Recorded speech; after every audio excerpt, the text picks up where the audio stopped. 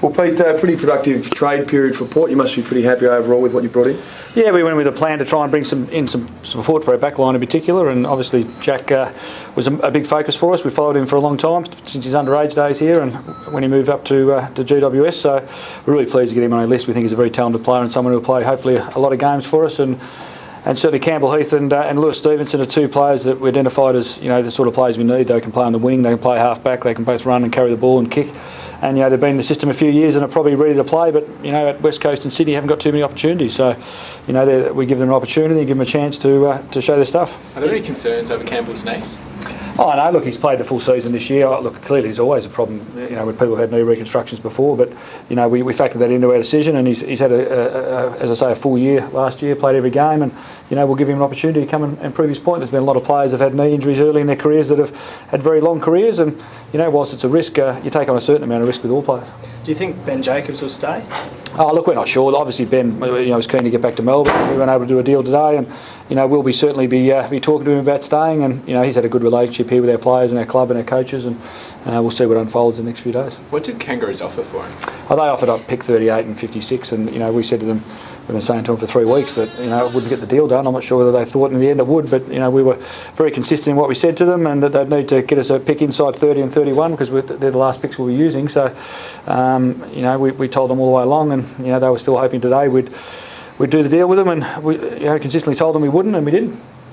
Were you ever after Levi Greenwood? Nope. So just draft picks, no players? We talked about a variety of players, but no, we never talked about Levi Greenwood. He's a contracted North Melbourne player, the way I understand it, and we certainly didn't have any discussions about it. Pete, also some signings today you've announced too, which is pretty positive. Yeah, we've had quite a few players that are obviously waiting for the end of the season, the coaches to be appointed, and we've actually signed those up over the last couple of weeks. We've announced them all today. They're on leave, the players, and they're all back either to go overseas tomorrow or back in training in the next week or two. So people like Tommy Loby and Brett Ebert and those sort of guys are always going to be staying on board, but we've only just done the paperwork work, and they'll be looking forward to getting stuck into pre-season training. In terms of your trip tomorrow, what about any of the new guys? Do they come, or some of them, or not of them? Yeah, look, Jack's coming. He's coming tomorrow with us, and Campbell Heath is joining. We're organising now. Hopefully, he'll join the group. There's four people coming over on Tuesday, going straight to London to meet us. So he'll be joining those. We hope, as long as we get the flights organised. And as it turns out, Lewis Stevenson, he's already over there. He's been on holidays over there with Brad Ebert. So we'll probably be hooking up with him as well while we're over there. Jake needs at school still, so he won't be able to come on board until he finishes exams and things. Darren Pfeiffer as well. Is he gone now? No, he's a rookie still. Yeah, he'll be signed on as a second year rookie. He was a rookie this year, although he was nominated rookie. He was upgraded for a lot of the year, but he'll still be on our rookie list. Looking at the trade, are you happy you've been able to cover Daniel and Troy? Yeah, look, you never cover them exactly, but look, we probably, we heard all the rumours all year about Troy Chaplin going to Richmond, so we'd always been very keen on Jack Homsch, and when we heard those rumours, that sort of accelerated the program for us. He was contracted for another year, but we were able to get him out of GWS was. That's probably hastened the process. He's not going to come over and take over straight away where Troy left off. Troy's a 150 game player, but we think Jack's a really good long-term prospect in that role. He can really run. He can play up the ground on people. He's a very courageous mark, and he's a great kick. So hopefully Jack and Campbell and Lewis, all three of them, will add something to our kicking out of our backline, which has been a major issue for us. The David Rohde scenario, explain that to us. Did that make a difference whether you delisted or it played out the way it did? No, look, we were looking for a late pick to get Lewis Stevenson with it, and so we were and Campbell Heath. So we only had 72, and the next one was in the 90s, which wasn't going to get the deal done. And Melbourne knew that we were going to delist David Rohde, but they wanted him to start pre-season early, and they had the pick. So we were happy to take the pick and then use it to get Lewis on board. So it could all happen earlier rather than later. That's probably the main thing that happened. We may have got Lewis Stevenson anyway, but this way we're able to guarantee we got him, and for it to happen earlier, so he could be our player. And I think that pick ended up back at Melbourne anyway, didn't it, with Carl Morton or something. So the pick went on a few trips via a few clubs and ended up back where it started.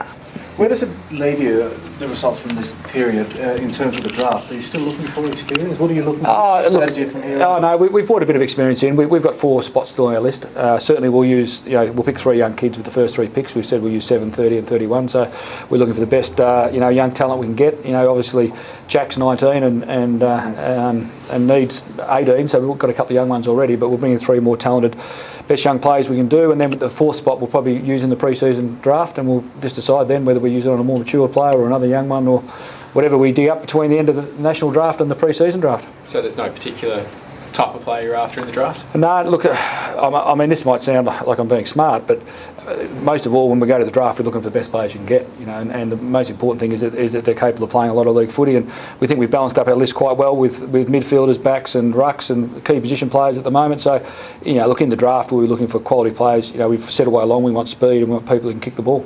You know, and that'll continue to be a focus. But I would assume if you ask probably the other 17 clubs, they'll say the same thing. Rohde, when you look at the draft overall, or the trade period overall, did the fact that Sydney and Adelaide weren't able to come to a deal, did that have any effect on anything else? I don't think it had any effect on anything we tried to do. You know, we were talking to them about Campbell Heath all the way along, and you know, maybe that slowed that process down a little bit, but because there was a chance that the Crows maybe might have been asking about Campbell Heath. We don't know that, but you know, that there was some suggestion that was the case. You know, Dennis Lane, who ended up going to Kilda, were talking to him. Maybe it slowed up that trade a little, but I pretty much think it was quite a standalone, independent deal, to be honest.